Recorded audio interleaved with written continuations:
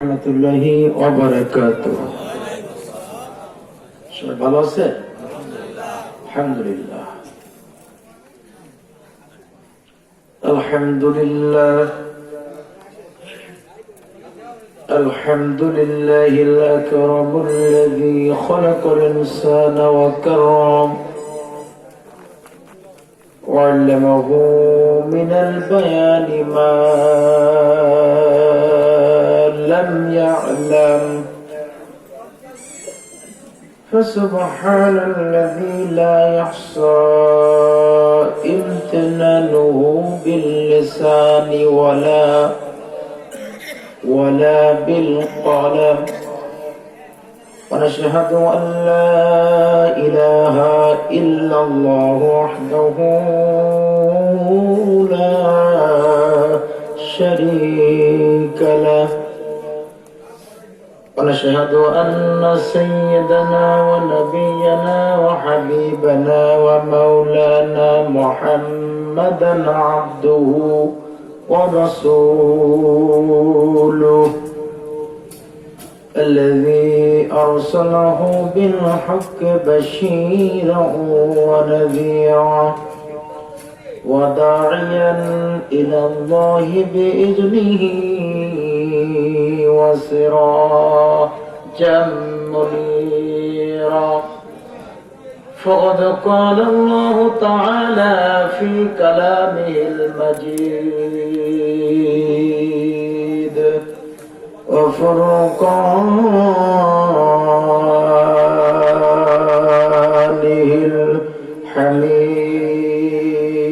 الحميد أعوذ بالله من الشيطان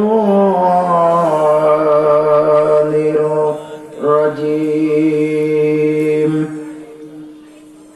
بسم الله الرحمن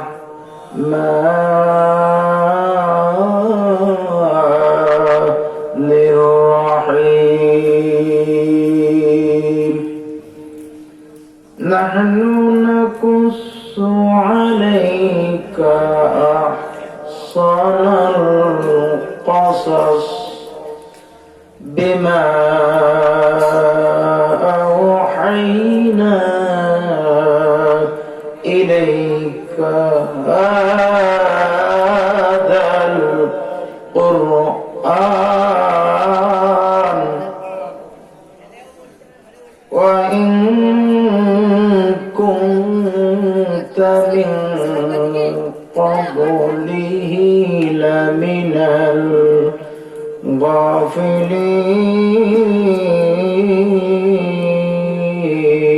الغافلين صدق الله العظيم وصدق رسوله النبي الكريم ونحن ذلك من الشاهدين والشاكرين والحمد لله رب العالمين وقال تعالى في شان حبيبه مخبرا وعامرا إن الله وملائكته يصلون على النبي يا أيها الذين آمنوا صلوا عليه وسلموا تسليما اللهم مولانا محمد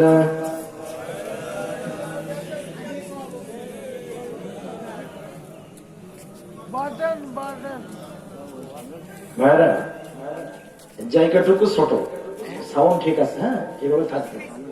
এখন যেটা লাগবে আমি এখান থেকে মিনিমাইজ করবো ইনশাআল্লাহ। জায়গা ছোট, এই জন্য যারা আসবেন পিছনেও জায়গা আছে, এবং এই যে পশ্চিম পাশ এইখানে কিন্তু ফাঁকা জায়গা আছে। যারা আসবেন আগে একটু সামনে আসবেন, তাহলে সামনের পরিবেশটা সুন্দর হবে। যারা দাঁড়িয়ে আছেন দাঁড়ানো ভাইরা, এই চাপা জায়গায় আপন দায়িত্বে জায়গা করে নিয়ে একটু মেহরবানি করে বসে পড়ুন সবাই। আর জবান ছেড়ে দিয়ে সবাই পড়ুন আল্লাহুম্মা সাল্লি আলা সাইয়্যিদিনা মাওলানা ওয়া আলা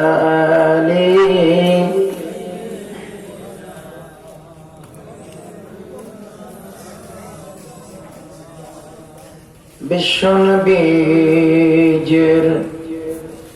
শুভ আগমনে সারা জাহান উজালা, এ নবীর পরে দরুদ পড়ে মেটাও মনের প্রেম জ্বালা। আল্লাহ সাল্লি আলা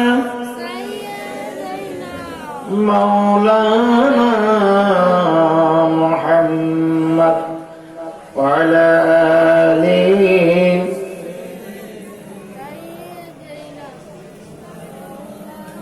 লা ইলাহা ইল্লাল্লাহ, জোরে লা ইলাহা কালমা লা ইলাহা ইল্লাল্লাহ। জিকিরের সাথে সাথে দান ভাই একটা বলবেন লা ইলাহা। কে আসো যেতে জান্নাতে, দাঁড়ানো থেকে বসো এই মাহফিলেতে, তবেই তো খুশি হবেন আল্লাহ। কালমা লা ইলাহা ও লা ইলাহা ইল্লাল্লাহ,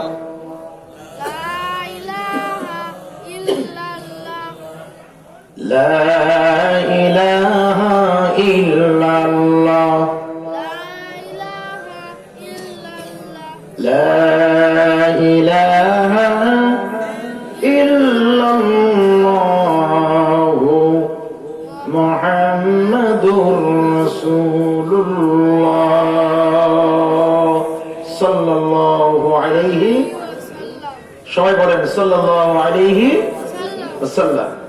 ঐতিহ্যবাহী আটঘরা উত্তরপাড়া বাইতুন নূর জামে মসজিদের উদ্যোগে আজকে ৬ষ্ঠতম বার্ষিক তাফসীরুল কোরআন মাহফিলের সুযোগ্য স্বনামধন্য সভাপতি, এর নাম নাই, অত্র এলাকার সর্বজন শ্রদ্ধাভাজন ব্যক্তিত্ব আলেমে দ্বীন জনাব হযরত মাওলানা নজরুল ইসলাম সাহেব আকালাল্লাহু উমরাহু বারাকাল্লাহু ফি হায়াতিহি, জোরে সোরে বলুন আল্লাহুম্মা আমিন। আজকের মাহফিলের সম্মানিত বিশেষ আলোচক আমার আগে অত্যন্ত আলোচনা রেখেছেন, ধন্য করেছেন আপনাদেরকে সুললিত কণ্ঠে তরুণ আলোচক আমার বন্ধুবর নেমুরহাট স্কুল অ্যান্ড কলেজের সম্মানিত ধর্মীয় শিক্ষক। আমরা একই সালে 2006-তে দাখিল পরীক্ষায় পাশ করেছিলাম, 2008 সালে আলিম পরীক্ষা দিয়েছিলাম, 11 সালে ফাজল পরীক্ষা দিয়েছিলাম একই সঙ্গে, কামেল পরীক্ষা 2013, অনুষ্ঠিতব্য 2014। সেদিক থেকে আমার ক্লাসিফিক্যাল ফ্রেন্ড মাওলানা মোহাম্মদ তাজাম্মুল হোসেন সাহেব আকালাল্লাহু উমরাহু বারাকাল্লাহু ফি হায়াতিহি, জোরে সোরে বলি আল্লাহুম্মা আমিন। আজকের মাহফিলের সম্মানিত প্রধান আলোচক ঐতিহ্যবাহী সম্মেলনী ডিগ্রি কলেজের সহকারী অধ্যাপক, আপনাদের অত্যন্ত সুপরিচিত, আমারও সুপরিচিত অধ্যাপক হযরত মাওলানা মোহতারাম সেলিম জাহাঙ্গীর সাহেব সহ মঞ্চে বসা সম্মানিত আলেম হযরত, মঞ্চের সামনে বসা দিনদার ইমানদার মুমিন মুত্তাকি ভাই ও বাবাজিরা, পিতৃ সমতুল্য মুরব্বিনে কেরাম, বন্ধু সমতুল্য খালিদ বিন ওয়ালিদের উত্তরসূরি যুবক ভাইরা, পর্দার আড়াল অবস্থানরতা অবলা সরলা ধার্মিকা পরম শ্রদ্ধেয়া বহু গুণে গুণান্বিতা একান্ত মা ও বোনেরা, সকলকে আন্তরিক সালাম জানাই সুন্নাত তরিকা অনুযায়ী। আসসালামু আলাইকুম ওয়া রাহমাতুল্লাহি তাআলা ওয়া বারাকাতুহু।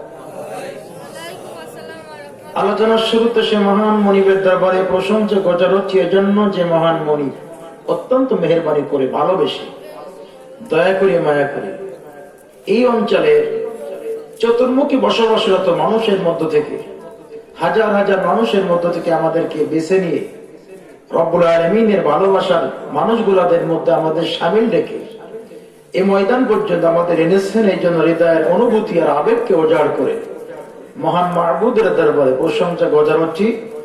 একটু জোরে সরে বলছি আলহামদুলিল্লাহ। অগণিত দুরূদ ও সালাম নবী মুকররম সাইয়্যিদুল মুরসালিন, লাঞ্ছিত, বঞ্চিত, নিষ্পেষিত, নিগৃহীত, অধিকার হারা, ফুটপথে পড়ে থাকা অসহায় অভাবী মানুষের পরম বন্ধু, আমাদের আদর্শ, আমাদের অনুপ্রেরণা, মক্কার মতি, মদিনার জ্যোতি দকুলের সেতী মুহাম্মদ রাসূলুল্লাহ সাল্লাল্লাহু আলাইহি ওয়াসাল্লাম। সম্মানিত ভাইরা, এবছর আমার আলোচনা শুনেছেন, আমার এমন কোন শ্রোতা আছে এখানে এবছর শুনেছেন? হাত দেখান তো একটু।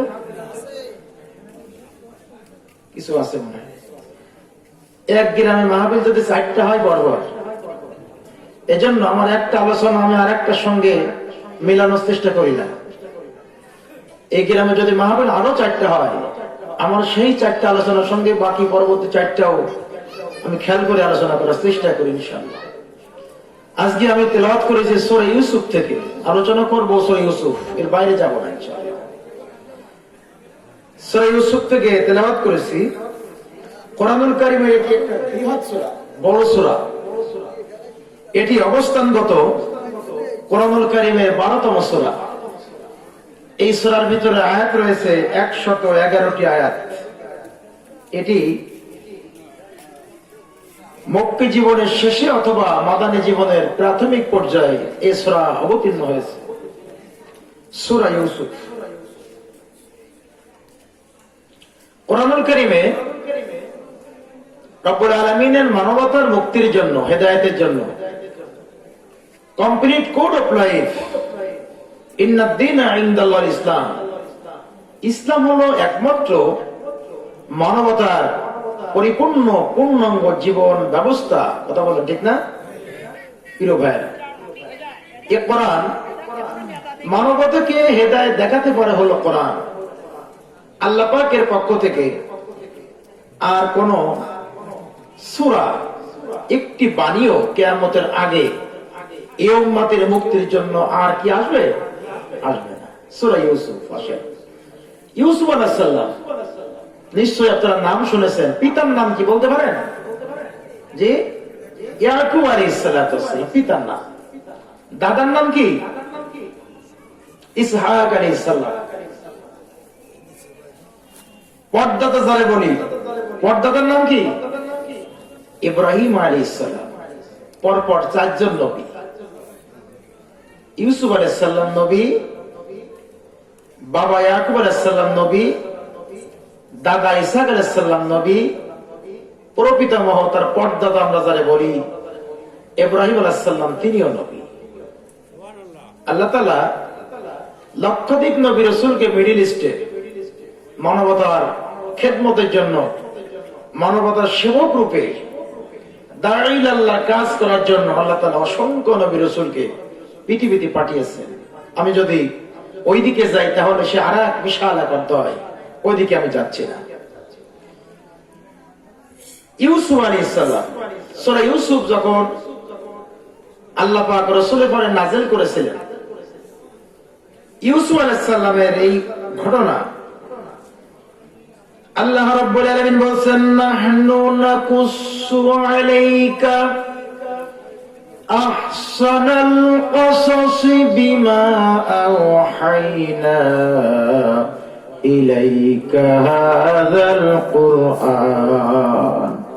নবী, তোমার পরে আমি এই আহসানাল কসাস, উত্তম একটা ঘটনা বলি যে তোমাকে আমি বিমা আওহাইনা ইলাইকা হাযাল কুরআন, ওহীর মাধ্যমে তোমাকে যদি না বলতাম, না জানাতাম, তাহলে তুমি ওয়াইন কুনতা মিন ক্বাবলিহি লামিনাল গাফিলিন, এটা তোমার জানার কথা ছিল না, এটা তুমি জানতে না। তার মানে ইউসুফ আলাইহিস সালাম এবং রাসূল আকরাম সাল্লাল্লাহু আলাইহি সাল্লামের যে সময় ইবনে কাসির মারিফুল কোরআন অনুমান করে বলেছেন কমপক্ষে 4.5 বা 6,500 বছর ইখতিলাফ আগের কথা।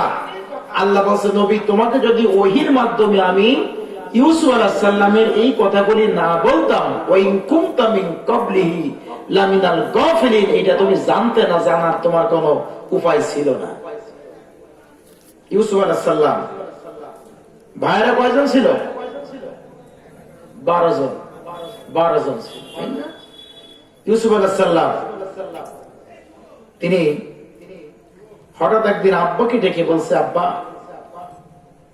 আমি বিশাল একটা দেখে ফেলেছি। কি দেখেছে বাবা? বাবা যদি সন্তানকে কোনো কথা বলে, সন্তান যদি বাবাকে কোনো কথা বলে, তাহলে সেই কথা বাবা শুনবে না? যুবক ইউসুফ আলাইহিস সালাতু ওয়াস সালাম বলছে, যাকালা ইউসুফ লিয়াবিহি ইয়া আবাতি ইন্নী রাআইতু 11 কাওকাবান ওয়াশ-শামসা ওয়াল কমারা রাআইতুহুম লি সাজিদিন।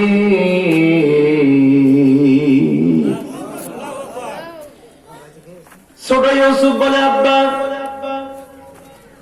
আমি দেখেছি, ইয়া আবাতি ইন্নী রাআইতু 11টি নক্ষত্র আমার পায়ে তারা সিজদা করে ফেলেছে। শুধু তাই না, ওয়াশ-শামসা ওয়াল কমার, আকাশের তারকা, সূর্য এবং তারকা, আর 11টি নক্ষত্র তারা আমার পা মোবারকে সিজদা করেছে, আমাকে সিজদা করেছে। ইউসুফ আলাইহিস সালামের এই স্বপ্ন কিন্তু এটা ঘুমের ভিতরে ছিল না। আল্লাহ এখানে রাআইতু ফিল মানাম বলতে পারতেন। আল্লাহ বলেন, ইন্নী রাআইতু 11 কাওকাবা ওয়াশ-শামসা ওয়াল কমার। এখানে আল্লাহ মানাম তথা ঘুমের কথা আল্লাহ ব্যবহার করে। এই জন্য ইউসুফ আলাইহিস সালামের এই যে স্বপ্ন, এটা জেগে থাকা স্বপ্ন। মানুষ জেগে থাকাও স্বপ্ন দেখে যে আমি একজন শিক্ষক হব, এটা আমার স্বপ্ন। আমি এই ওয়ার্ডের মেম্বার হব, এটা আমার স্বপ্ন। ইউনিয়ন পরিষদের চেয়ারম্যান হব, আমি, এটা আমার স্বপ্ন। আমি একজন ভালো যোগ্য আদর্শ পিতা হব, সন্তানের বাবা হব, মা হব, এটি আমার একটা স্বপ্ন। বেঁচে থাকা অবস্থায়, জেগে থাকা অবস্থায় স্বপ্ন। যুবক ইউসুফ তিনি যখন আব্বাকে বলেন, আব্বা, 11টি নক্ষত্র আমাকে সিজদা করেছে, চন্দ্র আর সূর্য আমাকে সিজদা করেছে। আমার ভাইরা, বাবা ছিল সমকালীন পয়গম্বর ইয়াকুব আলাইহিস সালাম, বুঝতে বাকি রইল না আমার সন্তান কি স্বপ্ন দেখেছে। বুঝতে পারছি বাবা। আমার ভাইরা, সন্তান যে সন্তান আব্বাকে আবদার করে কথা বলেছে, বাবা তেমন ভাবে সন্তানের কথা শুনেছে। এইটা হলো বাবা এবং ছেলের সুসম্পর্ক, মধুর সম্পর্ক। আমার ভাইরা, ছেলে অন্যায় করে যদি বাবার যদি ভয় ভয়, অন্যায় করে বাবার সাথে যদি খুলে বলতে না পারে বাবার ভয়, তাহলে সন্তান কোনোদিন ভালো হয় না। আপনার ছেলে অন্যায় করেছে, এখন ছেলে চিন্তা করলো বাবারে যদি বলা হয়, বাবা যদি জানতে পারে, তাহলে যুবক বয়সে সন্তান অপরাধ করবে, এটা তো কিছুটা বাস্তবতা।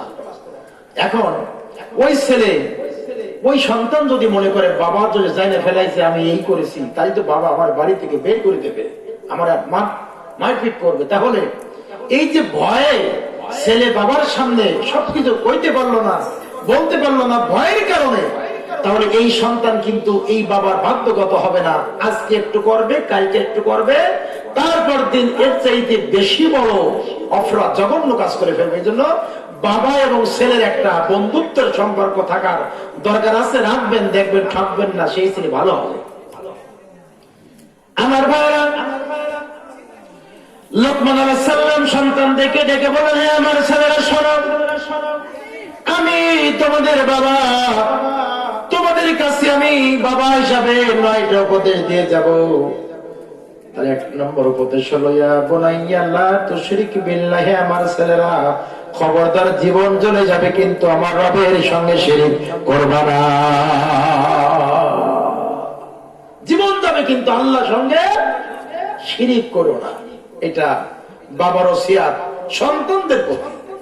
পর্যায়ক্রমে 9টা উপদেশ সূরা লুকমান পড়ে দেখবেন, 9টা উপদেশ আল্লাহ তাআলা লোকমান আলাইহিস সালাম তার সন্তানদেরকে দিয়েছেন। আল্লাহ বলে, লোকমান, যে বাবা তার সন্তানকে আমি রবের পরিচয় করিয়ে দিতে পারে, আমি আল্লাহ সেই বাবাকে ছেড়ে দিতে পারি না, ছেড়ে দিতে পারি না। এই জন্য আল্লাহ রাব্বুল আলামিন তিনি বলে দিলেন, ওয়াসাইনাল ইনসানা বিওয়ালিদাইহি হামালাতু উম্মুহু ওয়াহানান আলা ওয়াহানিন ওয়া ফিসালুহু ফি আমাইনি আনিশকুরনি ওয়ালিওয়ালিদাইকা ইলাইয়াল মাসীর।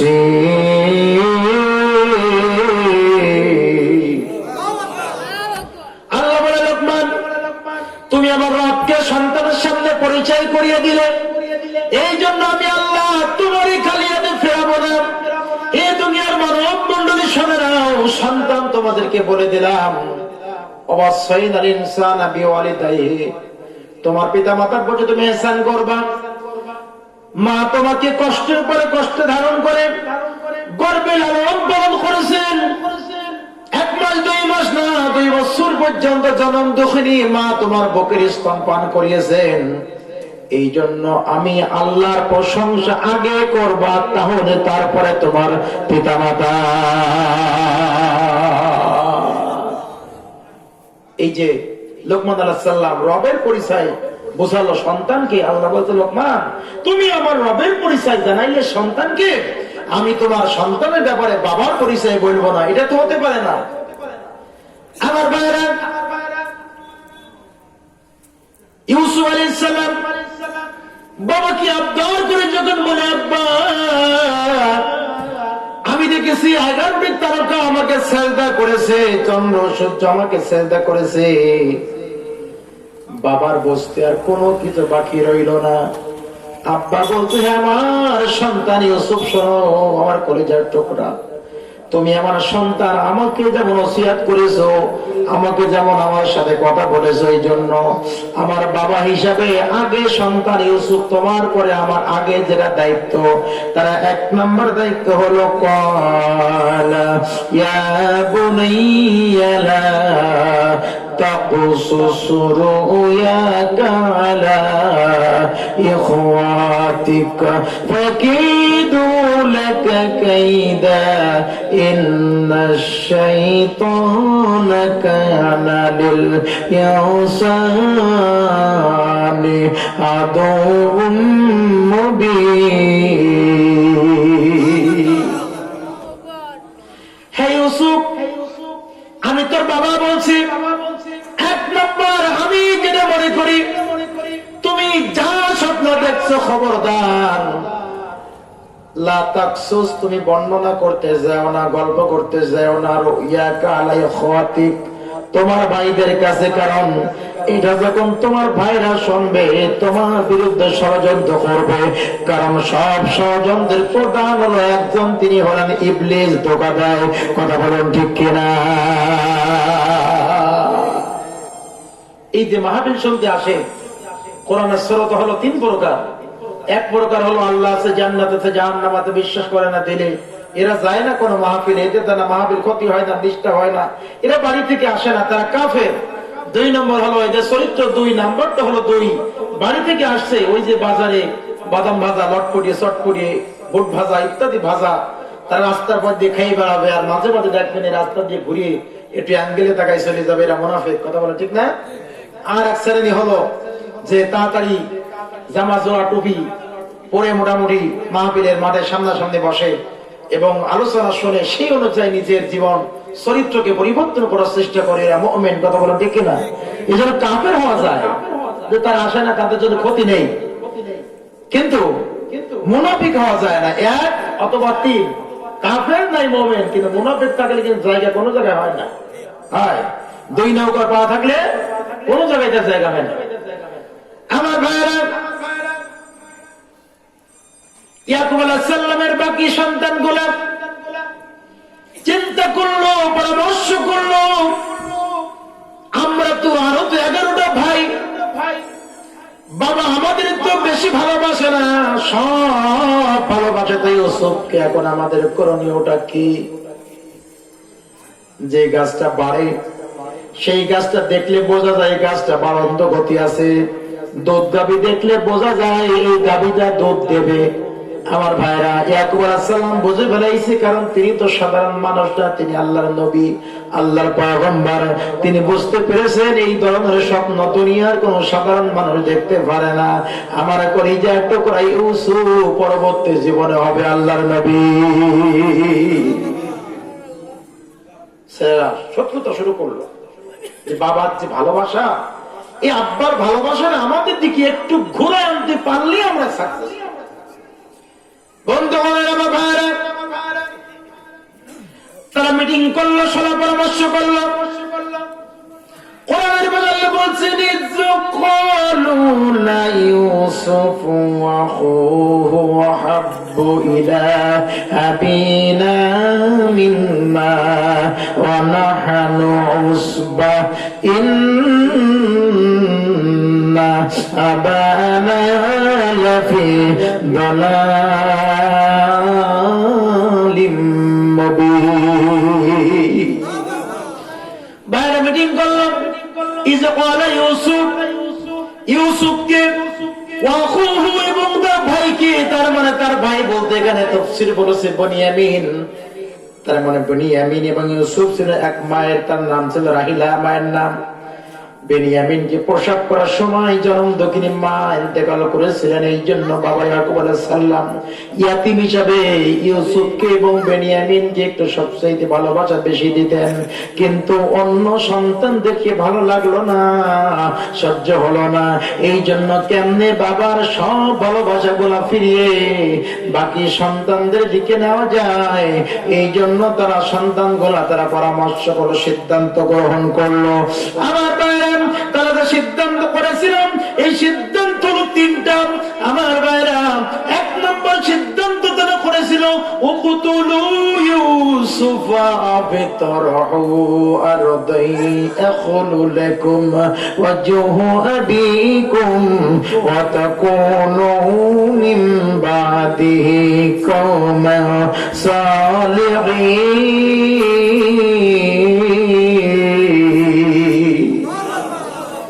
সিদ্ধান্ত নাম্বার 1, উকতুলু ইউসুফ, ইউসুফকে মারে ফেলো, তাকে হত্যা করে ফেলো।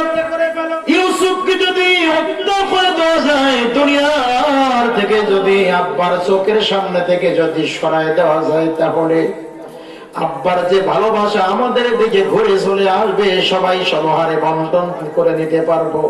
আব্বা জানের ভালোবাসা। আমার ভাইরা, আর একজন ভাই বলে না, হত্যা করো না, অবিতরহ, অন্য কোন জায়গায় ফেলে দাও, কোন জায়গায় মাটি চাপা দিয়ে দাও, কিন্তু দুইজনের সিদ্ধান্ত দুই রকম। কিন্তু সিদ্ধান্তের মৌলিক কথা হলো ইউসুফ যেন আব্বার সামনে না থাকতে পারে।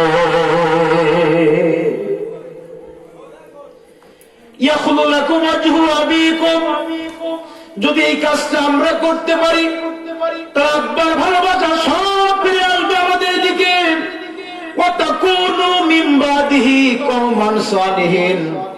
যদি আমাদের ভালো হয়ে যাওয়া লাগে, তাহলে অন্তত এই কাজটা করে এমন ঘৃণিত কাজ আমরা আর জীবন জিন্দেগিতে করব না, আমরা তওবা করে ভালো হয়ে যাব।